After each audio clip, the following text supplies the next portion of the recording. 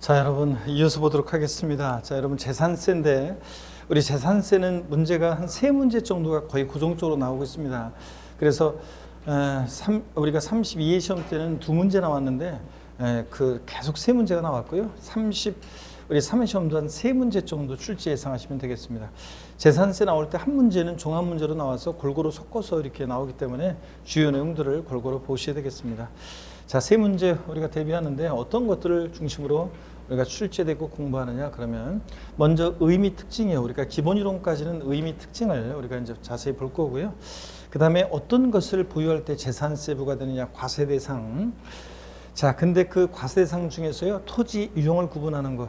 이게 이제 또 좀 어렵습니다. 우리가 지방세에서 취득세 세율이 좀 어렵고요. 그 다음으로 어려운 게 이제 토지용 부분이에요. 그래서 이거는 우리가 대략적인 것만 보고 심화 과정에서 자세한 내용들은 우리가 심화 과정에서 볼 거고요. 토지용 구분.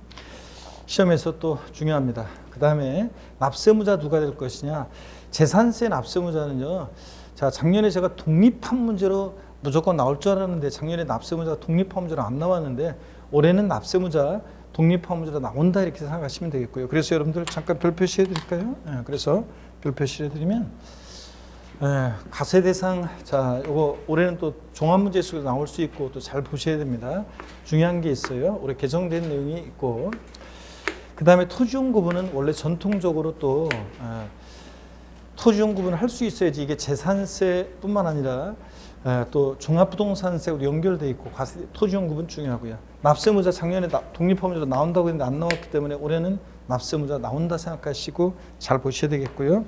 자, 그 다음에 재산세 세금 계산해야죠. 과세 표준과 세율이요. 세금 계산 어떻게 할 것이냐. 요거 다른 세금도 다 중요하죠. 재산세도 역시 작년에도 또 나오고 그랬는데 중요합니다. 과세 표준과 세율 중요하고요.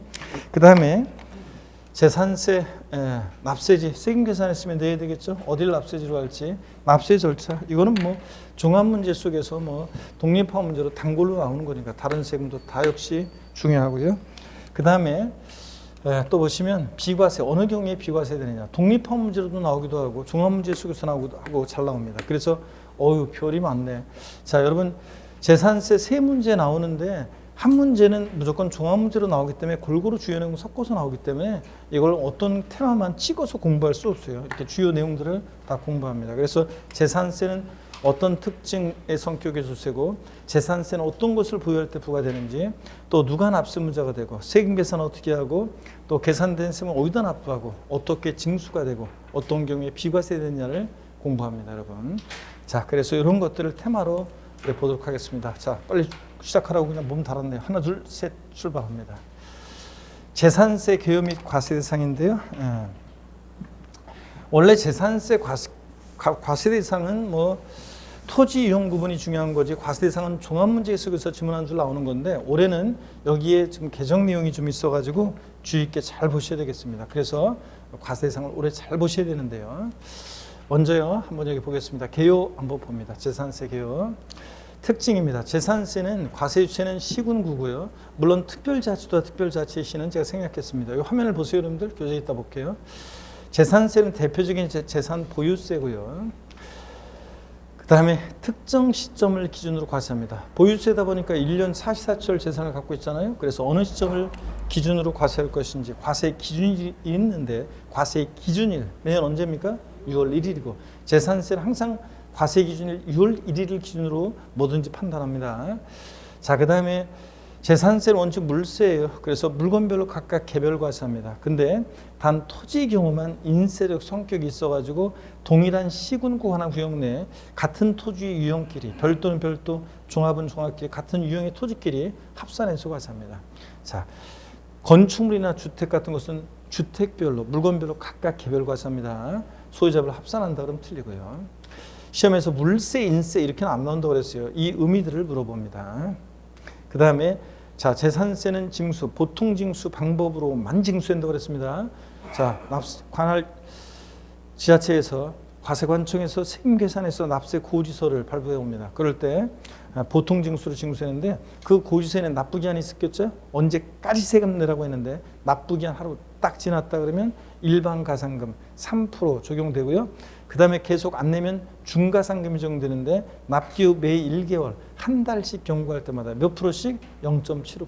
1만 분의 75로 즉 0.75%씩 자, 중과상금 적용되고 끝까지 버티면 평생 따라 붙는 것은 아니고 몇 개월? 60개월까지만 적용됩니다.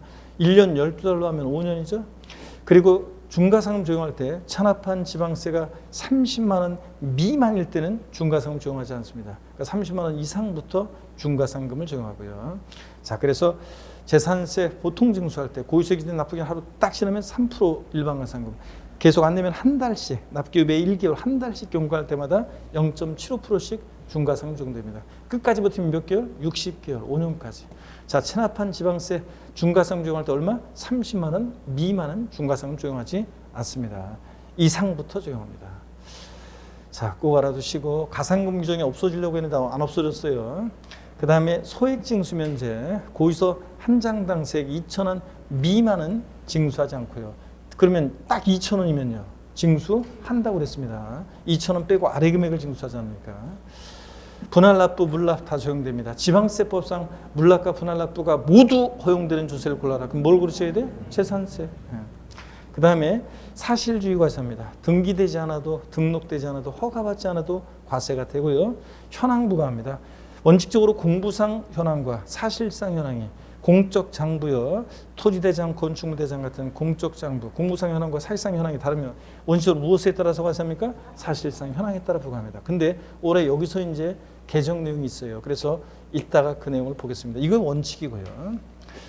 자, 그 다음에 재산세는 물건 소재지 시장군수구청장, 특별자치도지사, 특별자치시장이여 법에 열거되어 있는 대상 물건을 과세 기준일 6월 1년제 사실상 보유하는 자에게 납세 고지서를 발부해서 징수합니다. 재산세는 보통 징수 방법으로만 징수되는 거지. 여러분이 올해 재산세 고지서 날라오는데 휴통해 버리고 여보 올해부터는 내가 재산세 계산할게. 된다 안 된다? 안 된다 그랬습니다. 자, 재산세 시군구세고요. 자, 그 다음에 재산세 특징 편하게 봅니다. 대표적인 재산 보유세고요.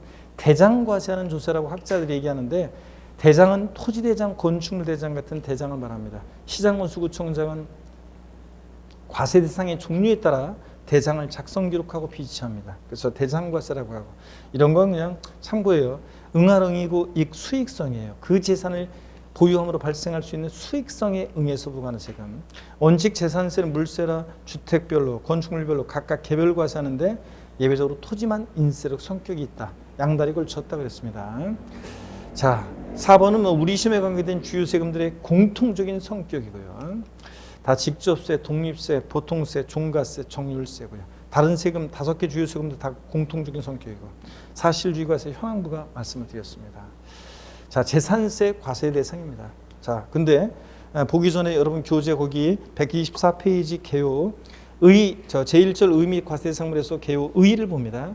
자, 그냥 읽어보는 거예요. 재산세는 과세 기준일 6월 1년제 과세 대상물을 사실상 소유한 자에게 납세지 관하는 지자체 사실상 소유니까 등기 안 됐어도 사실상 소유한 자에게 납세지 관할 지자체 장이 매년 부과하는 보유과세로서 보통 징수 방법으로 징수하는 지방세입니다. 특징 거기 다 박스 안에 있는 내용들을 말씀을 드렸습니다. 자, 그래서 설명 다 드렸고요. 그 다음에 양가로 2번 특징 동그라미 1번에 재산세 대상물 중 토지는 소유자별 합산과세는 인세이고 토지를 제외한 나머지는 물건별로 각각 어떻게 하냐? 개별 과세하고요. 말씀드렸죠 아까? 의미를 이해하시고 2번 재산세는 과세 기준일 6월 1일 현재 재산을 소유한 자에게 부과하는 대표적인 보유세고 재산세는 과세 기준에 납품 성립하고 6월 1일에 지자체가 과세금과세액을 결정하는 때 확정되는 그런 세금입니다. 밑줄 4번 재산세는 보통 징수 세목으로 고유서를 발부한 후 납부기한까지 납부를 불이행한 경우 납부지연 가산세를 부과한다고 되어 있죠? 요거 지웁니다. 이게 원래는 올해 2022년 2월 3일부터 가산금이 납부불성실 가산세랑 통합해서 납부지연 가산세가 신설된 예정이었는데 자, 안 없어졌다고 했습니다. 그래서 그 납부지연 가산세를 지우고 뭐라고 해놓냐면 가산금이 적용됩니다. 그리고 아까 제가 필기 다 해드렸어요. 가산금. 필기 해드렸죠? 가산금. 그래서 가산금이 적용되는데 일반 가산금은 고지세 기준 납부기간 하루 딱 지났다. 일반 가산금은 몇 프로? 3%. 가산금 계속 안 넣고 버티면 이제 가산금이 무거워지죠. 중가산금 적용되는데 중가산금은 납기 후 매 1개월 경과시마다 한 달씩 경과시마다 1개월 경과시마다 몇 프로씩이요? 0.75%씩 0.75%씩 적용되는데 끝까지 버티면 몇 개월? 60개월에 한해서 60개월까지만 60개월에 한해서 적용됩니다. 5년이요. 근데 중과상금 적용하려면 체납한 지방세가 얼마요? 30만 원 이상이어야지. 30만 원 미만일 때는 미만이면 중과상금은 적용하지 않습니다, 여러분. 자, 이 내용이 필기가 돼 있어야 돼요. 가산금이요. 자, 그래서 나쁘지 않은 가산세가 아니라 가산금이 적용된다는 거.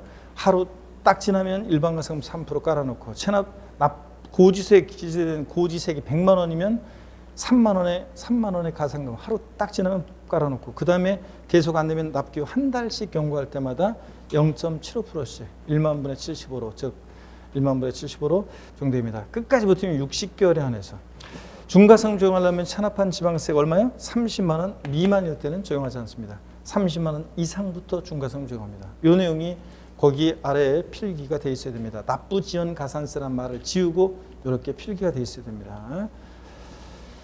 자, 그러면 이렇게 해놓으시고 125페이지로 가겠습니다. 125페이지. 재산세는 납부세액이 1천만 원 초과 시 물납 가능하고요. 또 재산세는 납부세액 200만 원, 250만 원 초과할 때 분할 납부도 가능합니다. 자, 지금은 자세한 것은 나중에 뒤에서 보고 물납, 분할 납부 다 허용된다는 거 쫙 밑줄이고 그 다음에 7번 재산세는 소액징수면제 적용됩니다. 그래서 고유소 장당세가 얼마요? 얼마? 2,000원 미만은 적용하지 않습니다. 징수하지 않습니다. 2,000원 미만은. 자, 800원 받으려고 1,200원 받으려고 고지서를 보내면 비용이 더 드니까 안 받고 말겠다는 얘기죠. 2,000원 미만은 징수하지 않으니까 2,000원이면 징수한다는 거. 이런 거 주의하시고. 그 다음에 과세대상물입니다. 자, 그러면 펴놓고 125페이지 과세대상물 펴놓고요. 제 설명을 또 들어봅니다. 여러분 여기를 보세요. 네. 자, 보시면 재산세 과세 대상이요. 어떤 것들이 열거되어 있느냐? 재산세 대상은요. 여기 보세요. 토지, 건축물, 주택, 그리고 선박, 항공기 5가지입니다. 재산세 대상은 토지, 건축물, 주택, 선박, 항공기 5가지입니다, 여러분. 네. 그럴 때요. 토지, 모든 토지입니다. 지적공부상 토지뿐만 아니라 사실상의 토지를 포함하는 모든 토지고 근데 다만 토지, 분재산세 대상이 되는 토지에서 주택의 부속 토지는 제외합니다.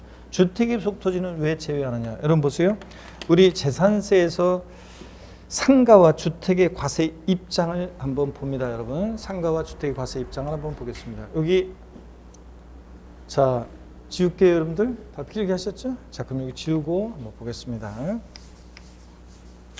한번 보시면 우리 상가와 주택의 과세 입장. 먼저 주택이요. 우리가 주택이라는 것은 세대원들이 독립한 주거 생활을 영위할 수 있도록 건축된 주거용 건축물과 부속 토지를 말하는데 주택은 그러니까 주거용 건축물과 부속 토지를 부속 토지를 우리가 주택이라고 합니다. 그러면 주택분 재산세 부과할 때 주택은요, 공시 가격을 평가할 때도 항상 주택은 건물과 일정 면적까지 토지 가격을 통합해서 하나로 평가합니다. 그래서 우리가 개별 주택 가격이나 공동 주택 가격은 일정 면적까지 토지 가격을 합친 가격이에요. 공시 가격이.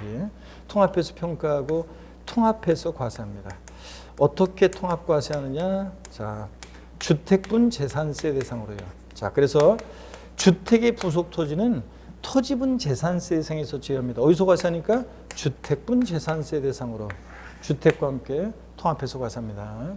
자, 근데 상가에 대한 과세 입장을 보시면 자, 상가에 대한 과세 입장이요. 상가는요, 여러분, 상가는 건물과 토지가 있으면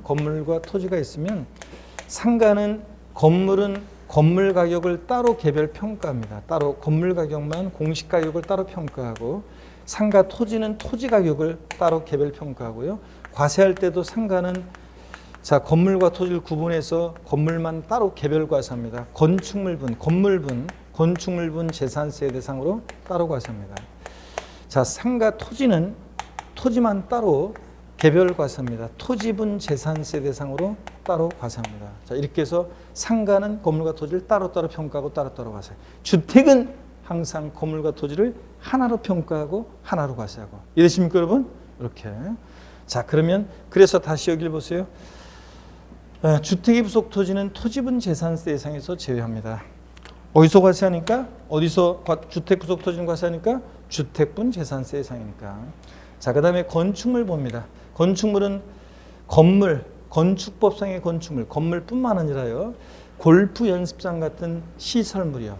토지 또는 지하, 토지 지하 또는 다른 구조물에 설치하는 시설물. 그 대표적으로 골프 연습장 같은 시설물도 취득세 대상이었지만 재산세 대상도 되고요. 자, 무허가 건축물 포함입니다. 건축법상 허가받지 않은 무허가 건축물도 실질과세원칙상 당연히 대상이 되고요. 이 건축물분 재산세 대상이 되는 건축물에는 주거용 건축물은 제외합니다. 주거용 건축물 어디서 과세하니까? 주택분 재산세 대상이니까. 자, 주택 그러면 부속 토지를 포함한 주거용 건축물과 부속 토지를 말합니다. 주택은 항상 건물과 토지를 통합해서 평가하고 통합해서 과세합니다. 자, 그 다음에 별장도 상시 주거용에 사용하지 않아도 고율의 세율을 정한다는 것 뿐이지 주택분 재산세 대상에 포함해서 과세합니다. 선박과 항공기는 뭐 설명드릴 게 없어요. 선박은 물 위를 떠다니는 배면 다 대상이 되고, 항공기 사람이 탑승해서 항공에 사용하는 거면 다 대상이 된다. 이렇게 알아두시면 되겠습니다. 자, 그래서 재산세 대상 5가지를 꼭 기억합니다. 어떻게 기억한다고요? 자, 어떤 거라고요? 토지, 건축물, 주택, 선박, 항공기 5가지입니다. 자, 그 다음에 주택에 대해서는 좀 더 제가 설명을 드려보려고 합니다. 자, 여기 보세요, 여러분들. 주택이라는 것은 주택법 중에 따른 주택을 말하는데, 자, 이 경우 토지와 건축물 범위에서 주택은 제외한다. 당연하죠? 주택분 재산세 대상으로 따로 과세하니까. 자, 주택은 건축물이나 토지 과세 대상에서 제외하여 별도의 대상이 되는 겁니다. 그죠, 여러분? 별도의 대상이 되고요. 자, 주택분 재산세는 주거용 건축물과 부속 토지를 통합해서 자, 주택분 재산세를 과세합니다. 그래서 주택은 항상 건물과 토지를 어떻게 한다? 하나로 평가하고 하나로 과세하고. 꼭 잊지 마시고요. 자, 그럴 때 여러분 여기 보세요. 재산세 대상 물건이 토지 대장, 건축물 대장 등 공부상 등재되지 않았거나 공부상 등재 현황과 사실상의 현황이 다른 경우에, 자, 우리 무엇에 따라서 세금을 부과한다고 배웠어요? 실질과세원칙상 사실상 현황에 따라 재산세를 부과합니다. 그래서 여러분들 실제 현황에 따라 재산세를 부과하는 거예요. 이게 맞습니다. 공부상으로 농지로 되는데 실제 농사 안 짓고 있으면 농지가 아닌 토지로 과세합니다. 그죠? 이런 거죠. 근데 다만 이게 이제 올해 2022년 신설된 규정인데 보세요. 이게 올해 개정된 건데 신설 규정. 공부상 등재 현황과 달리 이용함으로써요. 재산세 부담이 낮아져요. 자, 재산세 부담이 더 줄어드는 그런 경우에는 법령이 정하는 일정 경우에는 공부상 등재 현황에 따라 세금을 부과하도록 한다는 거. 이게 올해 개정령입니다. 꼭 알아둡니다, 여러분. 자, 무슨 얘기냐면 사람들이 있잖아요. 공부하다가 다르게 지가 다르게 불법적으로 다르게 그것을 이용하고 있어요. 근데 세금은 현황 부과하니까 공부와 달리 실제 지금 사용하고는 현황대로 부과를 해요. 근데 그게 만약에 세금을 더 낮아지게 하는 방법으로 해가지고 세금을 낮추기 위해서 불법적으로 이용해요. 근데 자, 불법으로 공부와 달리 불법을 저지르는 사람한테 오히려 세금이 더 재산세를 적게 내게 만들어. 그러면 되겠습니까, 여러분? 불합리하잖아요. 그래서 불법적으로 이용하는, 공부와 달리 불법적으로 이용하는데도 불구하고 사실상 현황에 따라 부과하니까 그 사람은 사실상 현황에 따라서 세금을 부과해요. 그러니까 세금이 더 낮아져, 재산세. 그럼 오히려 불법한 사람이 정직한 사람보다 세금을 더 덜 내게 되잖아요. 이런 불합리가 생겨가지고 올해 신설된 규정이에요. 그래서 자, 보세요. 다시 원래는 원칙은 사실상 현황에 따라 부과하는 건데 이게 원칙이지만 공부상 등재 현황과 달리 이용함으로써 재산세 부담이 낮아지는 경우 등 법령이 정하는 일정 경우에는 자, 이렇게 악용하는 사람들한테는 공부상 등재 현황에 따라 세금을 부과한다는 거. 아셨죠, 여러분? 바꾸면 뻔하지 뭐. 이런 경우에도 사실상 현황에 따라 부과한다고 바꾸겠죠? 아니고 이런 때는 공부상 등재 현황에 따라 부과합니다. 자, 이렇게 해서 악용하는 것을 막기 위한 규정입니다. 꼭 알아두시고요. 올해 2020년 개정세법. 자, 올해 다가구 주택이라는 거 개념만 살짝 좀 알고 가는데 다가구 주택이 뭔지는 여러분이 공법이나 이런 데서 다 자세히 배우시고요. 다가구 주택 요건, 다세대 주택 요건 이런 거 공법 배우시고요. 나중에 자, 저는 보세요. 지방세에서 다가구 주택은요, 매 한 가구가 독립하여 구분 사용할 수 있도록 분리된 부분을 1구의 주택으로 봅니다. 1구라는 것은 독립하여 구익이 된, 나누어진 구익이 된 하나의 주택으로 봅니다. 구익이 되어 있는 주택, 하나의 주택으로. 시험에서 옳은 거 골라라 해서 옳은 집으로 나온 적이 있고요. 바꾼다 그러면 뻔하지. 다가구 주택은 한 가구가 독립하여 구분 사용할 수 있도록 분리된 부분을 1구의 주택으로 보지 않는다고 바꾸겠죠? 본다는 거. 그래서 나중에 각 세목별로요, 재산세나 종합부동산세나 양도소득세나 부동산 임대업이나 이런 각 세목별로 다가구주택 규율하는 게 좀씩 틀려요. 그래서 다가구주택을 어떻게 이제 규율하는지를 나중에 공부 다 배운 다음에 나중에 이제 제가 비교 정리해 드릴 겁니다. 다가구주택 지방세에서는 했던 매 한 가구 한 가구마다를 독립한 1구에 들어봅니다. 주택법상 단독주택인데도요, 재산세, 지방세에서는 다가구주택을 공동주택과의 과세형평을 위해서 공동주택처럼 취급해요. 아니, 물론 주인 한 사람한테 재산세 고지도 날라오지만 뭘 판단할 때 공동주택처럼 판단합니다. 매 한 가구 한 가구마다 독립한 1구에 들어봅니다. 이 경우 그 부속토지는 건물 면적 비율에 따라 각각 나눈 면적을 1구의 부속토지로 보고요. 한번 눈에 익혀두고 갑니다. 매 한 가구마다 부속토지 1구의 주택으로 본다는 거. 공동주택과의 과세형평을 위해서. 주택법상 단독주택이지만. 겸용주택 봅니다. 주거와 주거 이외 용도에 겸용되는 겸용주택이요. 이거 주택으로 보느냐 상가로 보느냐에 따라서 세금은 확 달라지기 때문에 판정에 의미가 있는 건데, 1동의 건물이요. 건물 한 개 동의 겸용주택일 때, 자 보세요 여러분들, 건물 한 개 동의 겸용주택이다. 1동 건물. 건물 한 개 동의 겸용주택이다. 그럴 때는요, 보세요. 1동의 건물 겸용주택일 때는 이거예요. 주거와 주거 이외 용도에 겸용되는 겸용주택일 때 1동 건물은 그냥 주거 부분만 주택으로 봐요. 주거 면적이 크더라도 주거 부분만 주택으로 봅니다. 주거 부분만 주택으로. 자, 어떤 얘기냐면 보세요. 1동 건물은 이런 거예요. 건물 한 개 동이 있어요.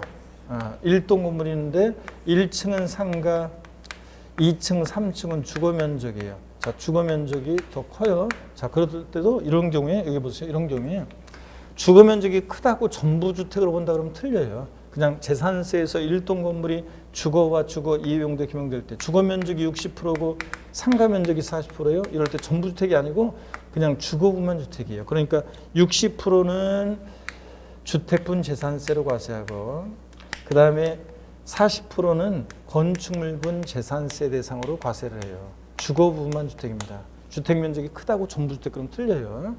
자, 오늘은 개념을 좀 이해하고 가시고요. 이때 1동 건물의 부속 토지는 건물 면적 비율에 따라 안분해서 60%는 주택의 부속 토지로 과세하고, 자, 40%는 상가 토지로 과세합니다. 자, 이런 거예요. 자, 그래서 1동 건물 1동의 건물이 뭐예요? 이런 거 공시법에서 배우지 않나요? 건물 한 개 동이, 자, 주거와 주거 이용도에 겸용되는 거고요.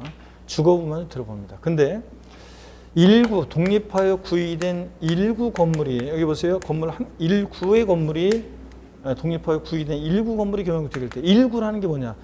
건물 한 개 층 전체가 1구 건물이 될 수도 있고요. 구익이 돼 있으면, 또는 우리 학원 같은 경우 지금 한 개 층 전체가 하나로 구익이 돼 있죠. 또는 또 방 하나가 1구가 될 수도 있고, 또 건물 한 개 층에서 보세요. 건물 한 개 층에서 만약에 요거는 이제 한 개 층에서 건물 한 개 층에서 102호가 있는데 102호로 출입문 별도로 돼 있고 구익이 돼 있어요. 그러면 각각 102호가 각각 독립하게 구익이 된 1구 건물이 돼요. 각각 1구 건물이 되는데 각각 구익이 된 1구 건물이 됩니다. 각각.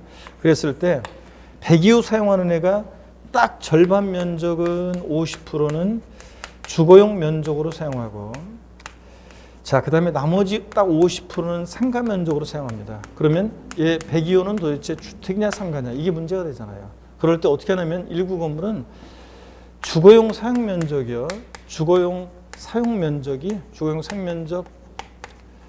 자, 100분의 50, 50% 이상이면 얘 구 건물은 전부 주택으로 봅니다. 요 1구 건물은 주택으로요. 이것은 주택으로 봅니다. 자, 그래서 여기 102호 주거용 상면적 50%, 상가면적 50%. 그러면 102호는 주택이냐 상가냐 뭐로 본다고요? 주택으로 봅니다. 자, 이런 얘기예요. 자, 그러면 여기 화면을 봅니다. 1동 건물은 제가 지금 소개해드렸고요. 주거용으로 사용되는 부분만 주택으로 봅니다. 주거면적이 크더라도 건물 한 개동 저 그림을 떠올리세요. 이 경우 건물의 부속 토지는 주거와 주거 외 용도로 사용되는 건물 면적 비율에 따라 각각 안분해서 주택의 부속 토지와 건축물 부속 토지 구분하고요. 오늘 개념을 좀 알고 갑니다. 1동 건물. 1구 건물, 독립하고 구기된 1구 건물이 경영주택일 때는 항상 이거는 50%를 기억해요. 주거용 사용 면적이 50% 이상이면 전부 주택으로 봅니다. 1구 건물. 1동 건물은 면적 비율에 주거만 해요. 나중에 그래서 여러분 외울 수 있도록 도와드려요. 나중에 이제 심화과정 가면 요약집 가면 쿵쿵따 쿵쿵따 쿵쿵따리 쿵쿵따 취득세 재산세 면적 비율에 주거만 이렇게 해서 외우게 돼요. 자, 오늘은 그냥 개념을 이해하고 갑니다. 여러분들. 1구 건물은 항상 뭘 기억하냐면 50%를 기억해요. 주거용 사용면적이 50% 이상이면 전부 주택입니다. 자, 그 다음에 요거 올해 또 신설된 규정이에요. 여기 보세요, 여러분들. 올해 또 신설된 규정인데 무허가 불법적인 주택의 부속 토지요. 주택의 부속 토지를 보지 않고 무허가나 불법적인 주택의 부속 토지는 주택의 부속 토지를 보지 않고 종합합산 대상 토지로서 토지분 재산세로 과세가 되는데요. 자, 한번 보세요. 올해 2020년 신설 규정 잘 보세요. 건축법 등 관계법령에 따라 허가 등을 받아야 할 건축물로서 허가받지 아니하거나 사용 승인 받아야 할 주택으로서 사용 승인 또는 임시 사용 승인을 포함해서 같은 이런 것을 받지 아니하고 주거용으로 사용 중인 건축물 면적이 전체 건축 면적의 50% 이상이다. 불법적으로 사용하는 주택의 면적이 50% 이상이다. 그러면 그 건축물을 주택으로 보지 않고 그 부속 토지는 종합합산 대상에 해당하는 토지로 봅니다. 주택 부속 토지로 보지 않고 종합합산 대상 토지로 봐서 나대지 잡종지 같은 것으로 봐요. 나대지 잡종지 같은 것으로 봐가지고 종합합산 대상 토지로 그 토지분 재산세로 부과합니다. 그래서 주택 그 무허가 위법적 건축물의 부분이 주택 면적이 전체에서 50% 이상이다. 50%만 돼도 건축물 전부를 주택으로 보지 않고 또 토지는 주택 부속 토지로 보지 않고 종합합산 대상 토지로 봅니다. 예? 여러분. 자, 그래서 이것도 꼭 알아둡니다. 자, 그러면 교재를 한번 보겠습니다. 125페이지 한번 보겠습니다. 과세상물 판정형 재산세 대상 물건이 토지대장, 건축물대장 등 공부상 등재되지 않거나 공부상 등재하는과 사실상이 다른 경우 우리 원칙적으로 무엇에 따라 부과합니까? 사실상 현황에 따라 재산세 부과한다는 거 밑줄. 또 여기 다만 단서가 이제 올해 개정된 거예요. 단서가 개정된 건데 다만 공부상 밑줄입니다.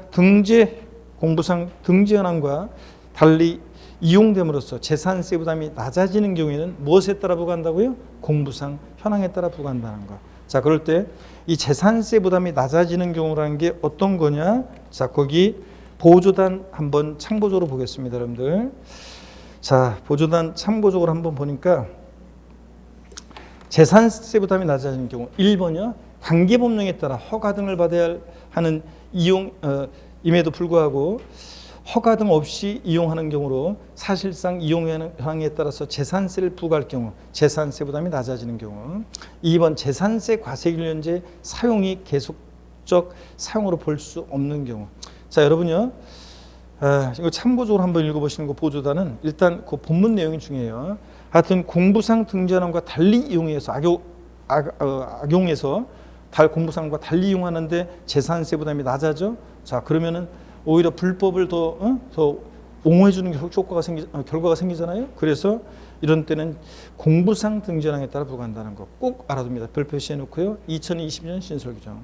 자, 그리고 과세상물의 종류 봅니다. 재산세는 시군군에 소지하는 자 보세요. 토지, 건축물, 주택, 선박, 항공기 5가지에 부과합니다. 하나하나 밑줄이고요. 자, 여기다가 차량이라든가 이런 것들을 슬쩍 기계장비나 집어넣고 속입니다. 아니고 재산세상은 5가지 토지, 건축물, 주택, 선박, 항공기고요. 자, 그 다음에 설명 그 표에 나와 있는 내용은 주택 건물과 토지 합산 과세한다는 거 이런 것들 하나로 평가해서 주택분자산세라고 과세한다는 거 이런 것들 설명 다 드렸습니다. 건축물이나 이런 주택은 개별 과세하는데 토지만 합산 과세하고 이런 것들. 자, 됐습니다. 읽어보시면 되고 토지 보겠습니다. 125페이지 맨 하단에 자, 재산세 대상이 되는 토지란 공간정보의 구축 및 관련한 법률에 따라 지적공부에 등록 대상이 되는 토지와 여기 밑줄입니다. 그 밖에 사실상으로 사용되는 토지를 말한다 밑줄. 그리고 보조단에 보니까 매립한 척 등으로 준공 인가 전에 사실상으로 사용하는 토지 등 자, 토지 대상이 밑줄이요 등재되어 있지 않은 토지도 포함합니다. 실질과세 현실상 당연해요. 등록되지 않은 토지도 대상이 됩니다.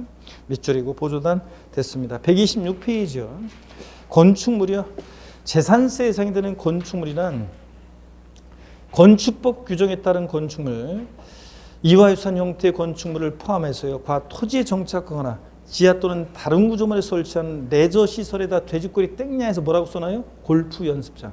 레저 시설에다가 돼지꼬리 땡냐에서 골프 연습장 같은 이런 시설물 등등등 이런 것들 말한다는 거. 자, 및 그 밖에 이와 유사한 시설물, 건축물에 딸린 시설물을 포함해서요. 이런 시설물 대상이다. 그 다음에 주택법입니다. 주택의 설명드렸고 쭉 읽어보시고 거기 동그라미 1번 주택의에서 하나, 둘, 셋, 넷, 다섯 번째 줄인 거예요. 즉 주택은 건축물이나 토지 대상에서 제외하여 주택으로 과세된다. 밑줄이요. 주택으로 과세 대상이 된다는 밑줄. 독자적으로요. 건축물과 토지에서 제외하고. 주택에 대한 과세 범위 기업과 니은번은 겸용주택에 관한 내용이죠. 일구 건물이요. 자, 일구 건물을 거기다 여러분이 일구 건물에다가 사각형 여보세요? 일구 건물에다가 사각형 딱 해놓고 일구 건물에다 사각형 해놓고 자, 요 일구 건물 나오면 요 한 개 층에서 102호, 102호를 요 그림 예를 들었던 걸 떠올리셔요. 여러분들 요 예를 떠올리시면서 자, 주거와 주거 외용도 사용되는 경우에 밑줄은 두 번째 줄 주거용으로 사용되는 면적이 전체 100분의 50 이상인 경우 주택으로 본다 밑줄. 요건 항상 1구 건물 하면 50%를 기억합니다. 1구 건물 50%, 주거용 상면적이 50% 이상이면 전부 주택. 니은번 1동 건물이요. 거기 1동 건물에다가 사각형 합니다. 1동 건물에다가 사각형 해놓고 건물 한 개 동이 주거와 주거 외용도로 사용되는 경우 밑줄입니다. 주거용으로 사용되는 부분만을 주택으로 본다 밑줄이요. 바꾸면 시험에서 1동의 건물이 주거와 주거 외용도에 사용되는 경우에 주거 면적이 주거 이해 면적보다 큰 경우에는 전부 주택으로 본다. 틀렸죠? 주거구만 주택입니다. 자, 그 다음에 부속토지는 안 분한다는 거 읽어보시고 디귿번입니다. 이게 또 2022년 개정세법. 아까 제가 설명드린 무허가 불법적인 주택의 부속토지 종합합산 대상 토지로 과세한다는 얘기예요. 자, 봅니다. 디귿번 건축법 등 관계법령에 따라 허가받을 건축물로서 허가받지 않냐거나 사용승인 받을 주택으로서 사용승인 받지 않고 사용 중인 건축물 면적이 주거용 건축 면적이 전체 건축 면적의 50% 이상 경우에 그 건축물 주택으로 보지 않고 그 부속토지는 종합합산 대상 토지로 본다. 쫙 밑줄인데 포인트는 여기요. 전체 이 무허가 위법적으로 사용 중인 주택의 건축물이 전체 건축물 면적이 몇 프로? 100분의 50 이상인 경우에 그 건축물 주택으로 보지 않고 부속토지는 주택 부속토지로 본다 그러면 틀려요. 종합합산 대상 토지로 본다는 거. 나대지 잡종처럼 취급한다는 거. 밑줄 쫙입니다, 여러분. 자, 그래서 꼭 알아두십니다. 2020년 개정세법. 제목은 무허가 불법적인 주택의 부속토지는 자, 종합합산 대상 토지로 과세합니다. 주택 부속토지로 보지 않고요. 그 다음에 여러분 리을번 보겠습니다. 리을번 주택의 부속토지 경계가 명백하지 않다. 바닥 면적 몇 배요? 10배까지 부속토지 본다면 줄여요. 이거 20배로 바꿔서 나왔었는데 지방세는 좌우지간 건축물의 부속토지 경계 불분명하다. 바닥 면적 몇 배? 10배까지 부속토지를 봅니다. 취득세에서 별장, 고급을악장, 고급주택의 부속토지 경계 불분명하다. 바닥 면적 몇 배? 10배까지 부속토지를 받습니다. 자, 똑같은 거죠. 지방세 무조건 10배입니다. 127페이지요. 다가구 주택이요. 밑줄입니다. 다가구 주택은 독립하여 구분 사용할 수 있도록 분리된 부분을 1구의 주택으로 봅니다. 매 한 가구마다를 독립한 1구의 주택으로 보고 자, 됐습니다. 그리고 이 경우 부속토지는 건물 면적 비율에 따라 각각 나눈 면적을 1구의 부속토지로 보고요. 이거 익혀두시고 선박은 뭐 그냥 제목만 아시면 돼요. 무리를 떠다니는 배면 다 대상이 되고 항공기 사람이 탑승해서 항공에 사용하는 거면 다 대상이 되고 읽어봅니다. 자, 그리고 이제 제2절 과세대상 구분 별표시 2개고, 큼지막하게 의 및 과세대상 구분입니다. 의 밑줄입니다. 토지에 대한 재산세 대상은 종합합산대상, 별도 합산대상 및 분리대상으로 구분한다. 밑줄 쫙 그어놓고요. 자, 그리고 절 봅니다, 여러분들. 재산세 토지이용 구분에 대한 건데, 고전에 문제 한번 풀고 토지이용 구분을 볼게요. 자, 여기 봅니다. 재산세는 토지, 건축물, 주택, 차량, 항공기를 과세 대상으로 한다. O, X예요. X입니다. 왜 틀렸어요? 그렇지, 차량 아닙니다. 선박 항공기지 차량 아닙니다. 자, 차량이나 기장비 아니라고 그랬어요. 또 재산세 대상인 건축물 범위에는 주택을 제외한다. O, X요. O, X요. 자, X라고 하신 분은 재산세 대상이 되는 건축물에는 주택은 제외합니다. 주택은 따로 주택분 재산세 대상으로 과세하니까. 그잖아요. 맞습니다, 여러분들. 주택 제외하고. 재산세 대상이 되는 건축물 범위에 주택은 제외한다. 맞습니다. 주택분 재산세 대상으로 따로 과세하기 때문에. 자, 그래서 O 맞고요, 여러분들. 자, 그 다음에 봅니다. 재산세 대상이 되는 물건의 공부상 등지 현황과 사실상 현황이 다른 경우에는 사실상 현황에 따라 재산세를 부과하며, 맞네요, 여러분들? 공부상 등지 현황과 달리 이용함으로써 재산세 부담이 낮아지는 경우에도 사실상 현황에 따라 부과한다. O, X요. X라고 했습니다. 아까 그랬죠? 악용하는 사람은 불법적으로 악용하는 사람이 세금 부담을 더 적게, 재산세 부담을 더 적게는 만들겠죠? 그래서 이런 때는 자, 어떻게 한다고요? 재산세 부담이 공부상 등지 현황과 달리 이용함으로써 재산세 부담이 낮아지는 경우에는 공부상 등지 현황에 따라 부과합니다. 사실상 현황에 따라 부과한다. 틀렸습니다. 바꾸면 이렇게 바꿀 수 있다는 얘기입니다. 이해되십니까, 여러분? 이렇게 바꿀 수 있고요. 자, 재산세 토지 이용 구분입니다. 고개를 한번 듭니다, 여러분들. 어유. 자, 또 스트레칭 한번 합니다, 여러분들. 스트레칭 한번 하고요. 자, 그 다음에 반대로 돌리시고, 허리도 좌로 우로 돌립니다. 자, 기지개도 화끈하게 제끼시고, 어깨도 돌리시고요. 좋습니다, 여러분들. 여러분, 명절 때 있잖아요. 명절 때 여러분, 어떤 코로나 때문에 명절 증후군에 시달리는 주부들이 많이 있으려나요? 시댁에 갔는데, 어떤 주부가 시댁에 갔는데 자기는 연락에 막 일하고 그러는데 자기 신랑이 하나도 안 도와주고, 자기는 그냥 소파 같은 데 배 깔고 있기만 하고 그냥 안 도와주고 너무 얄미웠어요. 그래서 시댁 갔다가 돌아오면서 이 주부가요, 사골 있죠? 사골 한 통 들고 와가지고 그냥 큰 통에다가 사골 하나 끓여놓고 있죠? 집을 나가버렸습니다. 그래서 쪽지 하나 써놓고 냉장고에 쪽지 하나 써놓고 가는데 신랑이 막 찾다가 어디 갔는지 막 찾다가 냉장고에 쪽지를 보니까 뭐라고 써있냐면, 쪽지에 있죠? 까불지 마라. 이렇게 써놓고 놀러가 버렸어요. 말도 안 하고. 사골만 한 통 끓여놓고요. 그랬더니 신랑이 분기탱천해가지고서 전화했겠죠? 뭐야 도대체? 그랬더니 뭐라고 합니까? 부인이 나 없는 동안에 가스 조심하고 불 조심하고 지퍼 함부로 내리지 말고 마누라 재밌게 놀고 있으니까 귀찮게 하지 말고 라면이나 끓여 먹어, 이렇게 얘기합니다. 그랬더니 남편도 부인이 돌아올 때쯤 돼가지고 있죠? 쪽지 하나 써놓고 냉장고에다가 아래에다가 쪽지 하나 써놓고 또 집 나가 버립니다. 뭐라고 써놓고 가냐면 웃기지 마라, 이렇게 써놓고 웃기지 마라 이렇게 써놓고 놀러 갔죠. 그래서 또 부인이 또 막 전화해가지고 무슨 소리야, 그러니까 뭐라고 해요? 네가 없으니까 웃음이 저절로 났다. 기분이 됐다시 좋았고, 지퍼는 내 거니까 내 마음대로 내리고 올렸고, 마누라 생각 하나도 안 났고, 라면은 너나 끓여 먹어 이씨, 그러면서 이렇게 얘기합니다, 여러분. 아셨죠? 까불지 마라, 웃기지 마라. 가족들 모였을 때 한번 써먹으시고, 여러분들. 자, 그러면 토지용 구분 한번 볼게요. 이쪽에 와서 여러분, 자 보세요. 토지용 구분. 재산세 토지용 구분은 중요한데, 아주 디테일한 자세한 내용은 우리가 심화 과정에서 토지용 구분 자세하게 공부할 거고요. 오늘은 자 기초입문 과정에 이어서 어떤 기준에 의해서 토지 이용을 구분하는지 대략적인 모습만 우리가 구분하는 것만 보고 가겠습니다. 대략적인 것만. 여기 보세요, 여러분들. 토지용 구분. 자, 토지분 재산세는요.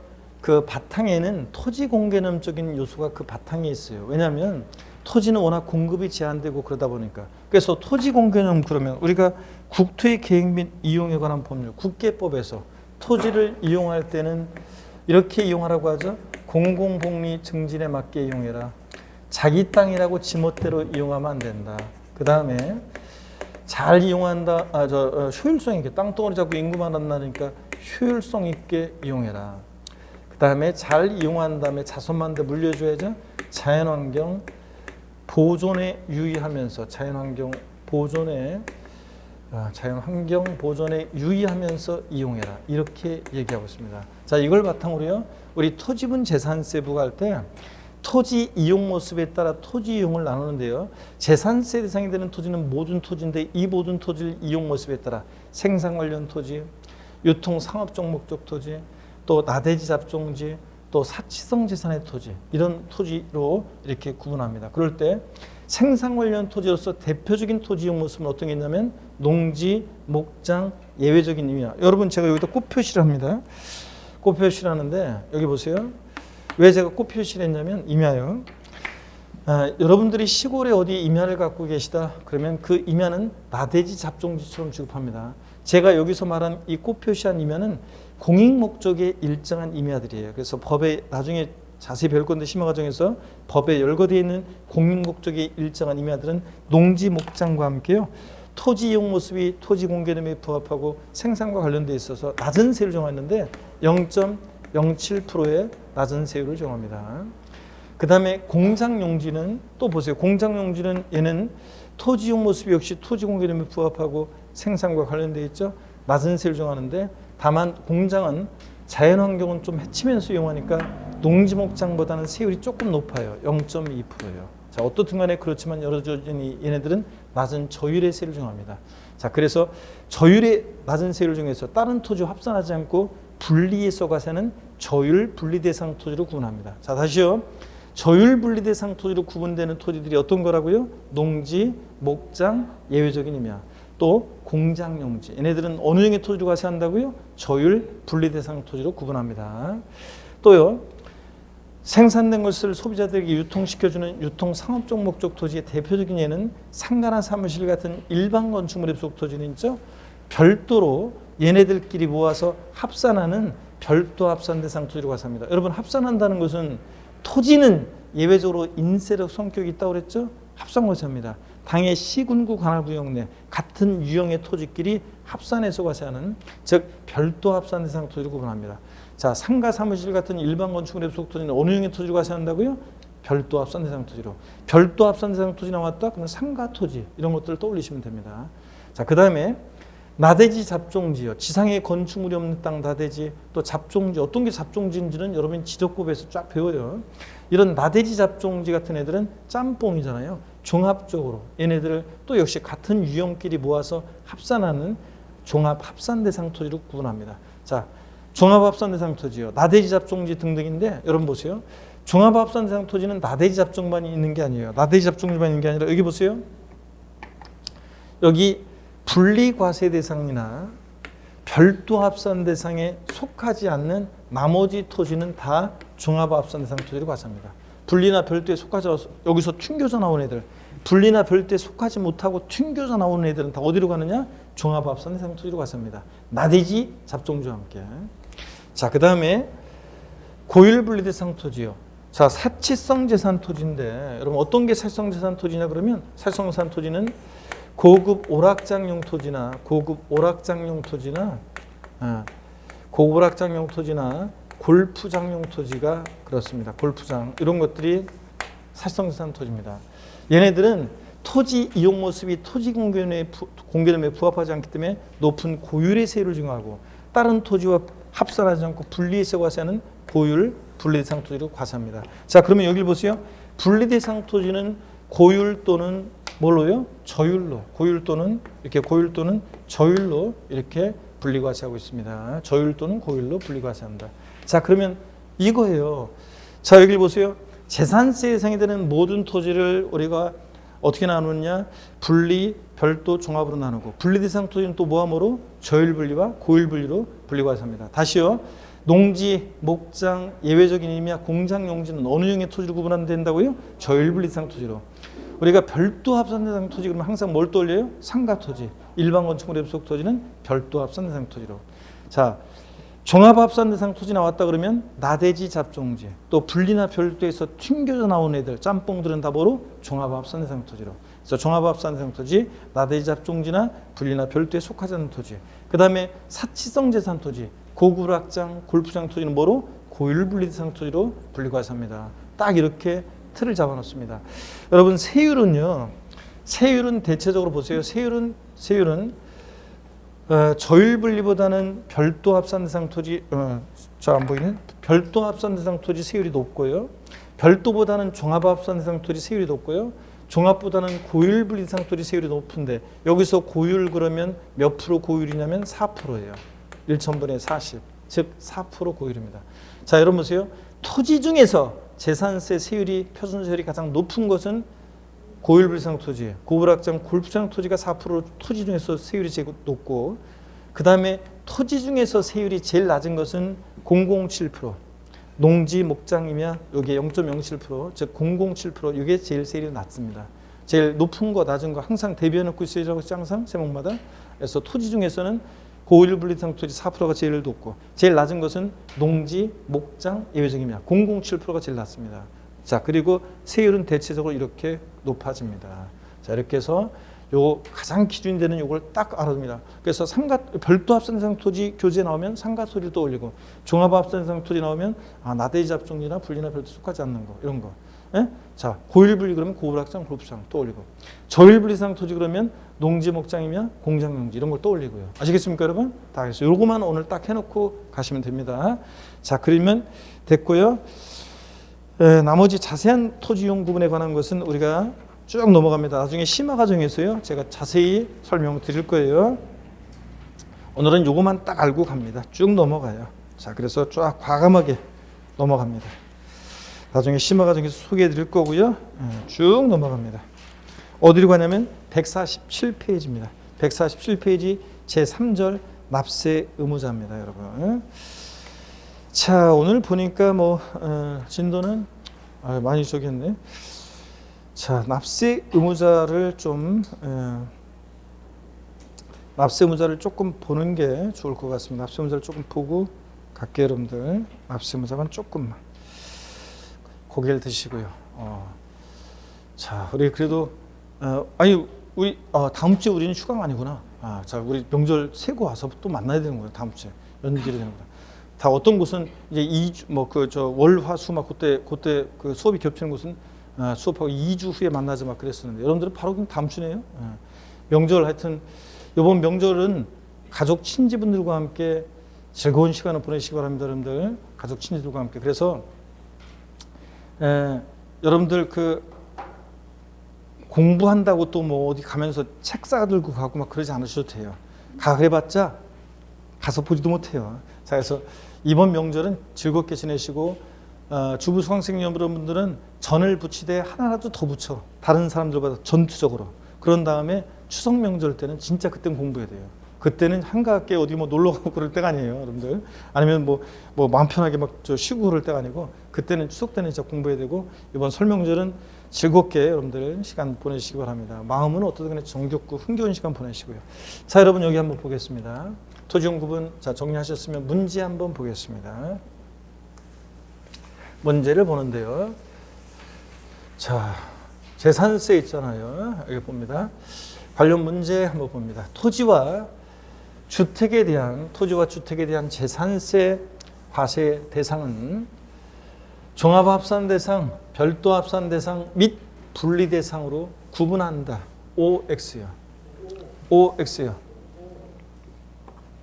자, 여러분 요거 X입니다. 왜 틀렸습니까, 여러분? 왜 틀렸어요? 여러분 보세요. 자, 요거 왜 틀렸는지 한번 보시면요. 토지와 주택에 대한 재산세 대상이라고 그랬잖아요. 자, 토지분 재산세 대상을 이렇게 종합 별도 분리 대상으로 구분하는 거지. 주택도 이렇게 분류했어요? 주택도 별도 합산 대상 주택이고 뭐가 있고 그래요? 아닙니다. 자, 그래서 주택 때문에 틀렸습니다. 토지만 이렇게 토지에 대한 재산세 대상을 종합 별도 분리 대상 토지로 구분합니다. 나대지 1000평, 공장용지 1000평, 그 다음에 뭐 나대지 1000평, 공장용지 1000평, 또 뭐 이런 것들이 있는데 농지 1000평, 뭐 이걸 면적 똑같다고 똑같이 구할 수 없으니까 아까 우리가 봤다시피 토지 이용 모습에 따라 토지 이용을 이렇게 구분하는 겁니다. 토지만 이렇게 구분해요. 주택은 아닙니다. 재산세 납세무자인데요. 147페이지요. 납세무자. 시간이 좀 뭐 애매하긴 한데 오늘 조금 보고 가야지 다음에 좀 부담이 적어져요. 그렇지 않으면 또 다음에 좀 그렇습니다. 우리가 여러분들은 2월 달에 어차피 4주 남았나요? 5주 남았나요? 그래? 자, 금요일 날 거의 4주 남았죠? 네, 4주. 그러니까 자, 오늘 여기 보고서도 4주가 남았어요. 그런데 이 재산세 납세무자는 조금 보고 가시면 좋습니다. 자, 여러분 여기 보세요. 납세무자 별표시 3개 하시고 작년에 요거 독립화문제로 나올 줄 알았더니 안 나왔어요. 별표시 3개 하시고 한번 보겠습니다. 재산세 납세무자 누가 될 것이냐. 자, 여기 봅니다. 원칙적으로 재산세 납세무자는요, 과세 기준일 6월 1일 현재 항상 재산세는 뭘 판단한다? 언제를 기준으로 판단해요? 과세 기준일 6월 1일 기준으로 판단합니다. 이것이 대상이 되는 물건인지 납세무자는 누가 되는지 과세 표준 등등 다 그래요. 과세 기준일 6월 현재 재산세 대상을 사실상 소유하는 자가 납세 의무를 집니다. 그러니까 실질과세원칙상 등기농가 무관하게 재산을 사실상 소유하는 자가 납세무자예요. 자, 근데 그러니까 등기가 안 됐어도 사실상 소유하는 자입니다. 근데 예외적으로 보세요. 근데 또 여기 보세요. 공유재산이요. 우리가 공유재산은 공동 소유의 줄임말이고, 공유재산은 공유자들 상관에 지분이 있잖아요. 그 지분에 해당한 부분, 지분에 표시가 없는 경우에는 지분이 균등한 것으로 봐서요, 그 지분권자를 납세무자로 합니다. 자, 공유재산은 지분권자. 근데 시험에서 자, 이렇게 바꿀 수 있어요. 여기 보세요. 갑지분 60%, 갑지분 60%, 그 다음에 을지분 40%인 공유재산의 경우 재산세 납세무자는 공유자 중에서 지분이 가장 큰 자로 한다. X입니다. 지분권자 각자입니다. 갑은 60%, 을은 40% 지분에 대해서 지분권자 각자가 납세무자입니다. 자, 지분에 표시가 없는 경우에는 지분이 균등한 것으로 보는데, 지분에 표시가 없어요? 그러면 50%씩 균등하게 갑과 을이 소유하는 것으로 봅니다. 근데 시험에서는 지분에 표시가 없는 경우에, 공유재산의 경우 지분에 표시가 없는 경우에는 지자체장이 지정하는 사람으로 한다. 최연장자로 한다. 땡입니다. 지분이 균등한 것으로 봐서 지분권자입니다. 공유재산의 좌우지간 누가 납세무자? 지분권자예요. 주택의 건물과 부속 토지 소유자가 다른 경우 그 주택에 대한 산출세액을 건축물과 부속 토지의 시가 표준액 비율로 면적비 X입니다. 안분 계산한 부분에 대해서 그 소유자를 납세무자로 본다. 이게 어떤 건지 한번 보실래요, 여러분들? 자, 여기 보세요. 주택이 있는데요. 이 주택의 건물과 토지의 소유자가 달라요. 주택의 건물과 토지의 소유자가 다릅니다. 건물 소유자는 예를 들어서 갑이고 토지의 소유자는 을이에요. 자, 이런 경우에 주택의 건물과 토지 소유자가 다릅니다. 주택분 재산세를 계산했어요. 이 나온 세액에 대해서 누가 납세무자가 될 것이냐? 자, 이런 때는 누가 납세무자냐 그러면요, 이럴 때는 원래 주택은 건물과 토지 공시가 하나로 평가하지만 이럴 때는 주택과 토지 시가순액을 각각 구해봐요. 그랬더니 시가순액 비율이 6대4의 비율이다 그러면 이 나온 세액에 대해서 이거 반대로 해야 되는데 6대4의 비율이다 그러면 아니, 왜냐면 땅값이 되게 비싸니까 단독주택. 자, 세액은 자 60%는 토지 소유자 을이, 40%는 주택 소유자 갑이나 납세무자가 된다, 그런 얘기입니다. 바꾸면 주택의 건물과 토지 소유자가 다른 경우 주택의 건물과 토지 면적 비율로 나누어 안분 계산한 부분에 대해서 그 소유자를 납세무자로 본다. 이건 틀려요. 면적 비율 X, 시가순액 비율로 나옵니다. 요까지 이해되십니까, 여러분? 네, 이렇게 보시고요. 그래서 거기 교재 일반적인 경우 147페이지까지 제가 설명을 드린 내용이에요. 자, 교재를 보겠습니다. 147페이지 보시면 납세무자 일반적인 경우요. 재산세 과세 기준일 6월 1년제 토지 건축물 주택 선반 공기를 밑줄입니다. 사실상 소유하는 자 납세무자입니다. 과세 기준일 현재 빗줄 사실상 소유하는 자입니다. 납기 개시일 현재 이름 틀려요. 재산을 사실상 소유하는 자고요. 그 다음에 예제 문제는 제가요 다 보고서 봐야 돼요. 일단은 넘어갑니다. 양가로 2번 공유재산의 경우 지분권자요. 재산세 과세 기준일 6월 1년 현재 자 토지 건축물 주택 선반 공유를 공유한 경우에 자 밑줄입니다. 지분에 해당한 부분에 대해서 지분의 표시가 없으면 지분이 균등한 것으로 봐서 지분권자 납세무자 본다 밑줄이고 공유재산 누가 납세무자? 지분권자. 이거. 그 다음에 양가로 3번 주택의 건물과 부속들이 소유자가 다를 경우 그 소유자가 되는 경우 주택의 건물과 부속들이 소유자가 다를 경우에는 그 주택에 대한 산출세액을 건축물과 부속토지 요 시가 표준액 비율에다가 밑줄 거놓고 돼지꼬리 땡냐해서 면적 비율 X요. 시가 표준액 비율로 나눠 계산하는 거지 면적 비율 X입니다. 나눠 그 소유자를 납세무자로 본다. 밑줄 짝이고 시가 표준액 비율 거기다 돼지꼬리 땡냐해서 면적 비율 X요. 자 해놓습니다. 자 그리고요. 자 재산세 납세무자 시간이 많이 가서 복습할 시간도 없겠네 오늘. 자 그러면 복습은 오늘 복습할 시간이 없는데 일단 한번 거기 148페이지 의제 납세무자요. 조금만 더 보고 마치도록 하겠습니다. 양가로 1번 공부상 소유자가 되는 경우를 한번 볼게요. 동그라미 1번 힘내시고 여러분들 공부상의 소유자가 매매 등의 사유로 소유권이 변동되는데도 불구하고 신고하지 않아서 사실상 소유자를 알 수 없을 때는 그 공부상 소유자를 납세무자로 본다는 거 쫙 밑줄입니다 여러분. 자 여기 어떤 건지 한번 볼게요 여러분들. 여기 재산세 납세무자 예외적으로 공부상 소유자가 납세무자가 된다는 건데 공부상의 소유자가 매매 등의 사유로 소유권이 변동되는데도 불구하고 이를 신고하지 않아서 사실상 소유자를 알 수 없을 때는 공부상 소유자라요. 자 그럼 여기 어떤 건지 한번 볼게요 여러분들. 자 이런 겁니다. 예를 들어서요. 자 여러분 이런 얘기입니다. 재산세 납세무자는 지금까지 본 얘기 중에 핵심 재산세 납세무자는 원칙적으로 재산세 납세무자는 과세 기준일 6월 1년제 재산을 사실상 소유하는 자입니다.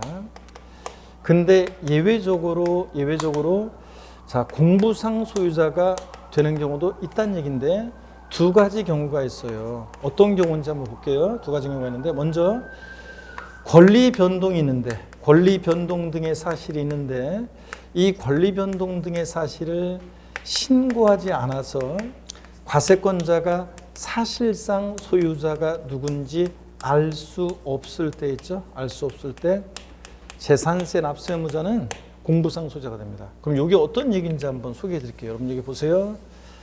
자 여기 봅니다. 어떤 얘기냐면 예를 들어서 갑과 을이 여기 보세요. 갑과 을이 어떤 부동산을 거래합니다. 매매하는데 계약금, 중도금, 잔금을 2022년 5월 31일 날 잔금을 치렀어요. 을 명의로 소유권 이전 등기는 6월 20일 날 됐습니다. 그럼 당해연도 재산세 납세무자는 매도인과 매수인 중에서 누가 될 것이냐 그런 얘기입니다. 누가 납세무자가 돼요? 네? 자, 여러분 보세요. 이런 경우에 재산세는 항상 언제를 기준으로 판단해요? 과세 기준 6월 1일 기준으로 판단합니다. 6월 1일 봤더니 공부상으로는 여전히 갑소유자, 매도인 소유고 5월 30일에 잔금 치렀으니까 6월 1일 현재 재산을 사실상 수여하는 자는 매수인들이에요. 자, 이럴 때요. 자, 권리 변동이 있는데 과세 기준일까지요. 나중에 뒤에 배우는 건데요. 권리 변동이 있는데 과세 기준일까지 등기가 안 됐어. 만약에 여러분 보세요. 등기가 만약에 5월 31일 날 잔금 치르고 등기까지 을명의로 됐다. 그럼 누가 재산세 납세무자예요? 매수인 을이 완벽하게 얘가 소유하고 있으니까 공부상 사실상 얘가 매수인이 납세무자예요. 근데 문제는 이렇게 잔금은 5월 31일 날 치러줬는데 등기가 6월 20일 날 등기가 됐을 때 이럴 때는 누가 납세무자가 될 것이냐 그런 얘기입니다. 이럴 때는 자 보세요. 권리 변동이 있는데 과세 기준일까지 등기가 안 됐을 때는 나중에 뒤에 나오는 건데요. 과세 기준일로부터 10일이었는데 이게 올해 바뀌었어요. 15일로 바뀌었어요. 15일 이내에 시장문수구청장한테 이 공부상 소유자가 계약서 첨부해서 신고주게 돼 있어요. 그러면 보니까 공무원이 보니까 맞네. 아직 등기는 안 되는데 잔금은 5월 30일에 치렀네. 그러니까 6월 1년제 재산을 사실상 소유하는 자가 납세의무자가 돼요. 원칙은 재산세는 6월 1년제 등기 안 됐어도 사실상 소유하는 자가 납세의무자잖아요. 사실상 소유자입니다.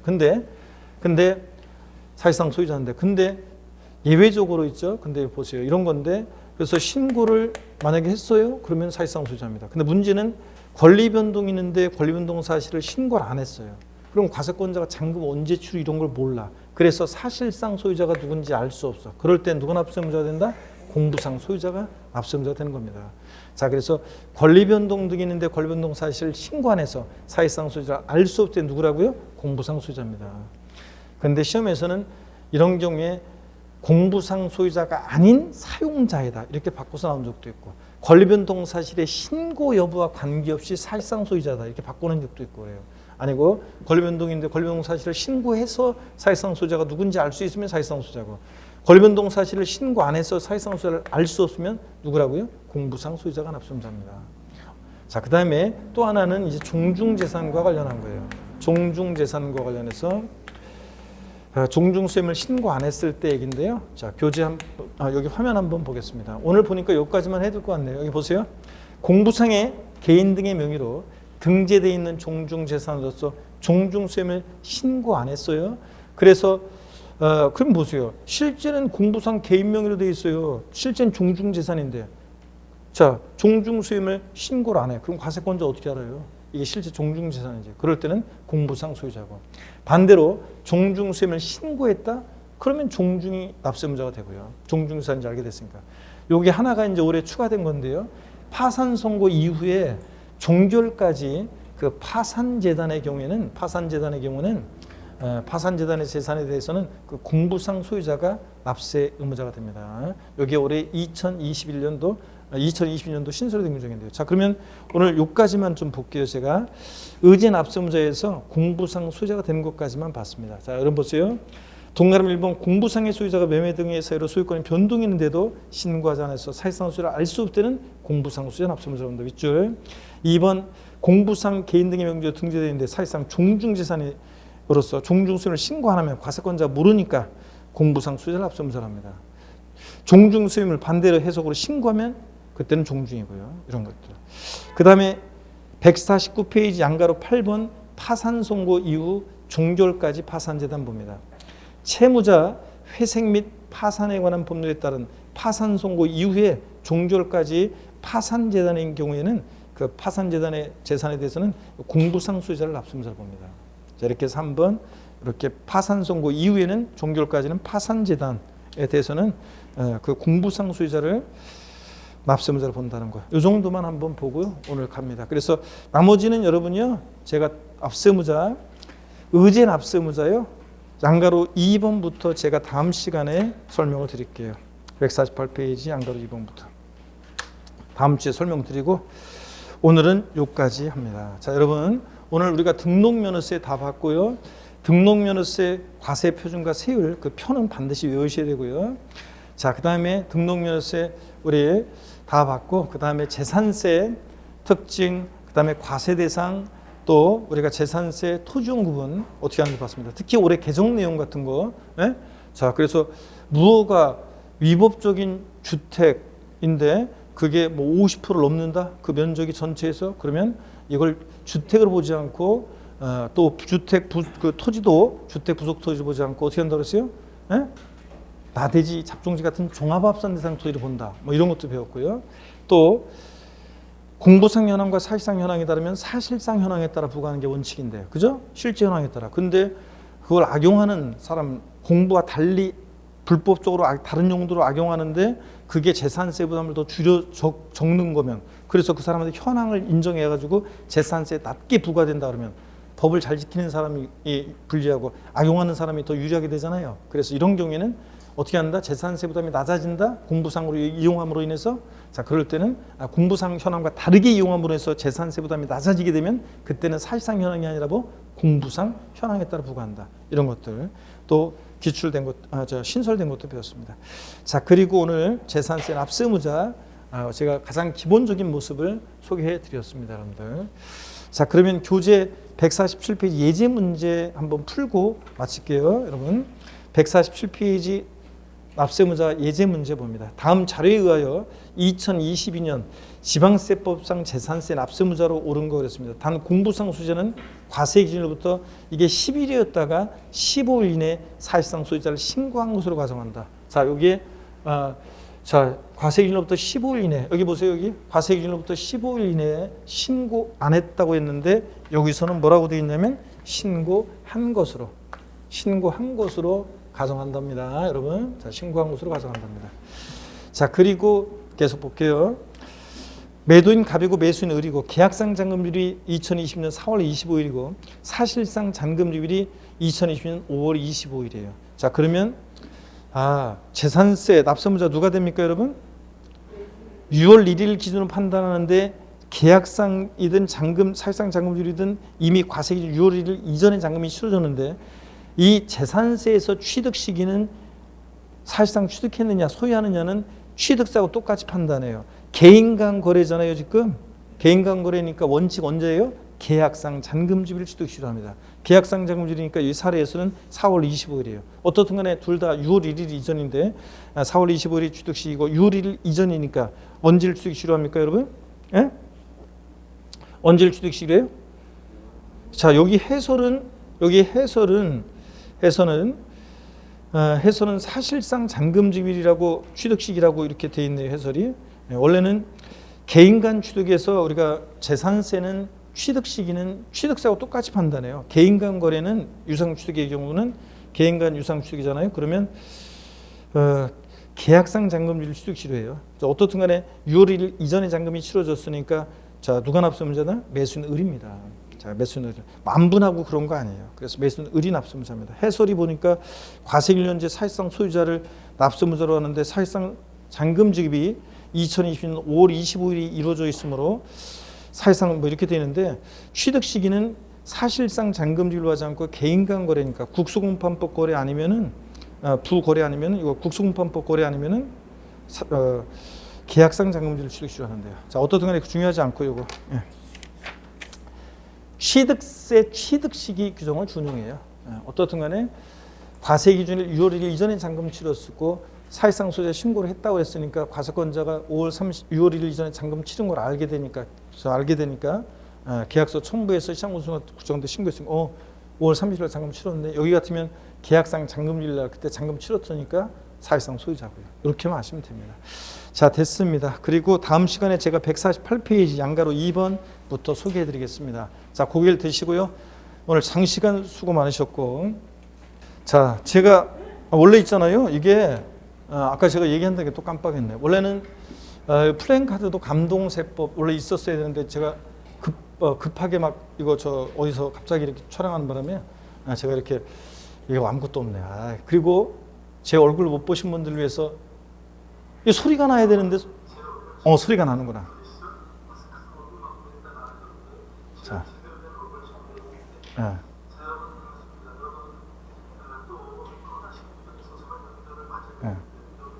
소리가 잘 안 들리는 분들 위해서 설 인사하고 있는 거예요. 설 명절 인사 잘 보내시라는 말씀드리고 건강하고 즐겁게 여러분 잘 보내시고 그런 말씀드립니다.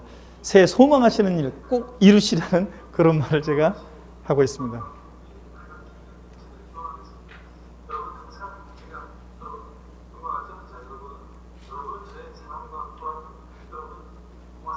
자, 여러분은 저의 자랑과 보람이라는 말씀을 드리면서 이렇게 제 얼굴도 한번 보시고 설명절 잘 보내시다가요. 다음 주에 우리 건강한 모습으로 다시 뵙겠습니다. 여러분 고맙습니다. 수고하셨습니다, 여러분.